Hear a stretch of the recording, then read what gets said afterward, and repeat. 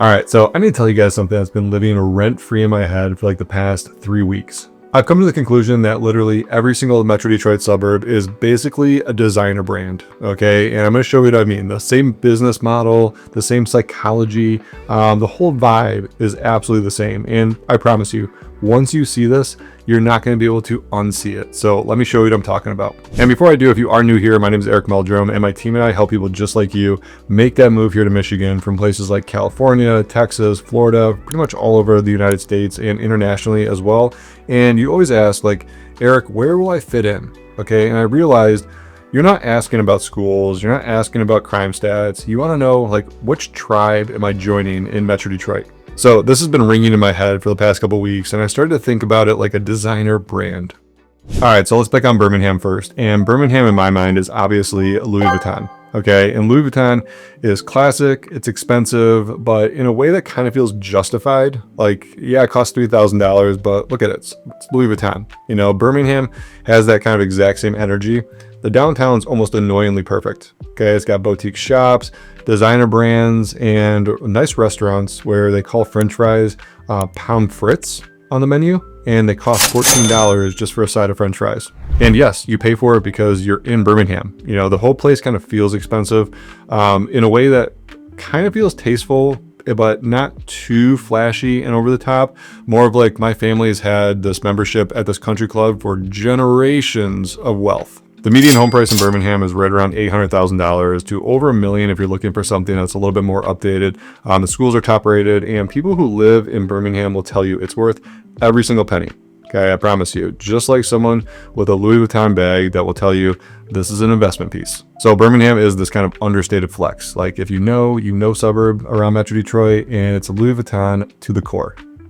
All right, so next up is Royal Oak, and Royal Oak is 1000% Patagonia. And this might be my favorite comparison of all of them, okay? Patagonia just doesn't sell jackets, okay? They sell identity, and the kind of identity that it's like, I care about the environment, I support ethical companies, I like to hike sometimes, or at least I want people to think I hike. Royal Oak has that exact same formula. You know, the whole city's kind of branded itself on this like consumer choice, conscious choice type vibe.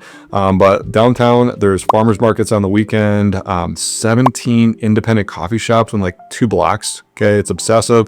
And yes, I counted, there's a lot of coffee shops in Royal Oak.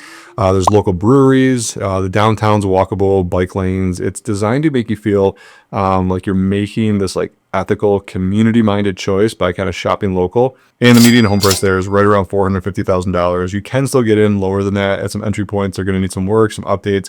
However, there are more expensive options in Royal Oak if you're looking for something updated, maybe a new construction, but you are paying for premium, and you're paying that premium vibe in Royal Oak. You know, but people happily pay it because it's Royal Oak, and it lets them be the Patagonia versions of themselves. It's brilliant, honestly. So next up, we're going to take a look at Northville, and I kind of had a tough time with this one, but I landed on Tiffany and Company, and I'm going to die on this hill, you guys. So Tiffany and Company is more of this like kind of elegant, traditional brand, and it's the brand that your mom probably registered for her wedding. Like she had all the china, the things that Tiffany was really popular back in the day. You know, it represents quality and doing things the right way. So Northville definitely has that exact same energy. You know, the downtown does look very well put together. Some might call it a movie set, referenced Hallmark movie in the past, you know, but everything is really well maintained. Everything's kind of put together very perfectly. You know, the landscaping is immaculate in the town. The homes are just gorgeous, you know, in Northville as well. And there's kind of these like unspoken rules in Northville. You know, obviously you're going to have your HOA rules and your opinions about what color your mailbox can be, but people who live there, you know, do love it. And it's precisely because of the structure, because of the unspoken rules that exist in Northville, that people actually want to live there because everyone takes care of things. You know, the schools are phenomenal. The community takes pride in pretty much everything, keeping it beautiful and keeping it well maintained. Home prices there can range for between anything from $500,000 to $700,000 on up. And there's a lot of newer construction, much larger homes that can get into the millions as well, if that's something you're looking for. But in Northville, you're not just buying a house, you know, you're buying into this like institution, the little blue box lifestyle. And the next city we're going to take a look at is Ferndale, Michigan. And Ferndale is absolutely comparable to Urban Outfitters.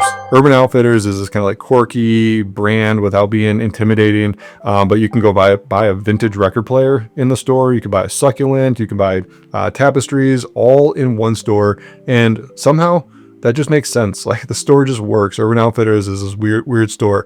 Ferndale is that same vibe. Okay, it's Metro Detroit's artsy, inclusive suburb, street art everywhere, vintage shops, independent coffee roasters, and it's welcoming to pretty much anybody who wants to move there. The houses are older. You're going to find homes like the 1940s, the 50s. So that's where you get kind of that vintage style, but you are getting character. And you may be looking for some projects in some homes. You can definitely find some project homes in Ferndale. And the median home price is right around like that $350,000 mark, which is way more accessible in the Metro Detroit market.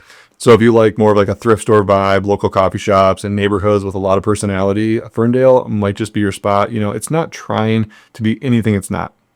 So the next city we're going to take a look at is Plymouth, Michigan. And I went back and forth on a few different brands for this one, but I landed on one that you're probably going to laugh at when I say it, which is L.L.Bean. Okay, Plymouth is L.L.Bean through and through. It's very dependable. Okay, and that's why I ended up going with L.L.Bean for Plymouth. My grandpa wore L.L.Bean, most dependable guy I knew. Always well put together, well dressed. I got the flannels. He's got everything L.L.Bean. This is probably the same type of jacket that your dad has owned for like 25 years, and it still looks brand new. Okay, it's not flashy, but it's very nice quality, and that's L.L.Bean in a nutshell. Plymouth's the exact same vibe. It's got a great small town feel, good schools, Kellogg Park right in the center of downtown. That's where the fountain is. That's where you're going to have, summer concerts. That's where they do Ice Fest every single year. They do stuff in the fall as well. This is the energy of the downtown. Okay, right there. That's where everyone kind of gets together. So super family friendly as well. Kids can get to their friend's house on bikes, riding through the neighborhoods, and not a lot of parents are worried about it.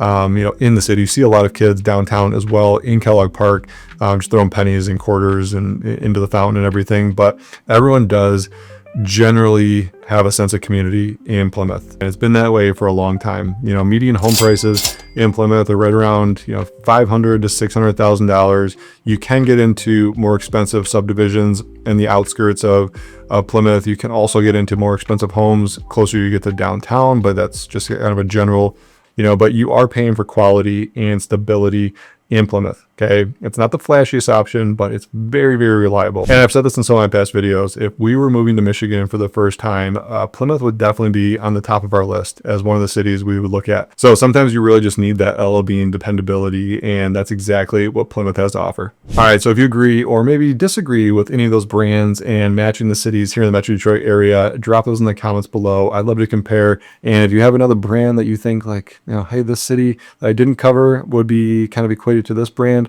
let me know. I'll do a follow-up video to get some of those other cities that I didn't cover, but I just wanted to get a few of the major cities out in this video. But here's why this actually helps you. Okay, this framework helps you in a big way because statistics in the cities don't really tell you if you're going to be happy somewhere. Okay, what really matters is, does this place match who you are? And that's the question that a lot of us are really asking. So hopefully this sheds some light on it. If you're looking at Birmingham is definitely for the established professional. Royal Oak's for that creative community vibe. Northville's for people who are looking and appreciate structure. Ferndale's kind of that authentic individualist. And Plymouth is, well, family focused and the stability seeker. It's not just about one city being better than the other. It's about finding the right fit for you, just like choosing a designer brand. It says something about your values and your lifestyle. And when you find the right match, that's when a suburb here in Metro Detroit stops being just like a pin on the map and starts feeling like a home. So if this video was helpful for you guys, make sure you subscribe and tap that bell so you're notified every time I come out with a new video,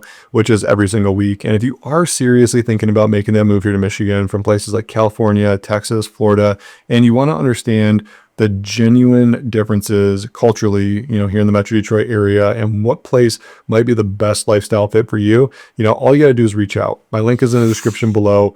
You can call, text, email, but hopping on Zoom and actually having an in-person conversation about, what you're going for in your lifestyle will make things a lot easier. So if you do want to talk through specifics of your situation and you're like, hey, Eric, I'm Patagonia type, but The budget is more L.L.Bean. Let's hop on and do a Zoom call. This is literally what I do every single day. So let me know in the comments, did I nail these cities or was I way off base? Either way, not gonna hurt my feelings. Just here to provide value for you guys, and hope you guys have an awesome day, and I will see you on the next one.